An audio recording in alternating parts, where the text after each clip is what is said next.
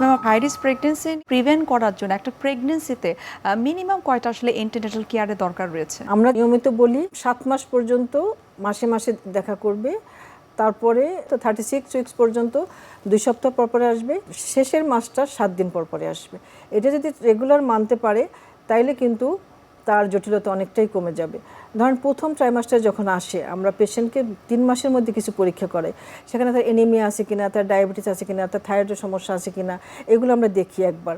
দেখার পরে আমরা তাকে দেখলাম যে তখনই তার রক্তশূন্যতা 9, তার হিমোগ্লোবিন থাকার কথা 11, সেখানে 9, তখন কিন্তু এসে আমার টার্গেট হলো তাকে আমার খাবারের কথা বলতে হবে, ঔষধ দিতে হবে। প্রেগনেন্সি ইটসেলফ এনিমিয়া করে, প্রেগনেন্সিতে রক্তের ভলিউমটা বাড়ে, প্লাজমা ভলিউম, পানির পরিমাণটা আরও বেশি বাড়ে। সেজন্য প্রেগনেন্সিতে নর্মালি সবাইকে আয়রন খেতেই হবে, এটা তাদের একটু বুঝতে হবে। যে আমাদের মধ্যে কিছু ফলস বিলিভ আছে, যে গ্রামের মানুষ বলেন শহরের মানুষেরও যারা শিক্ষিত তারাও দেখি বুঝে না, মনে করে যে আয়রন ট্যাবলেট খেলে বাচ্চাটা বড় হয়ে যাবে, ক্যালসিয়াম ট্যাবলেট খেলে বাচ্চাটা বড় হয়ে যাবে, তাতে করে আরও বেশি ক্ষতি হয়।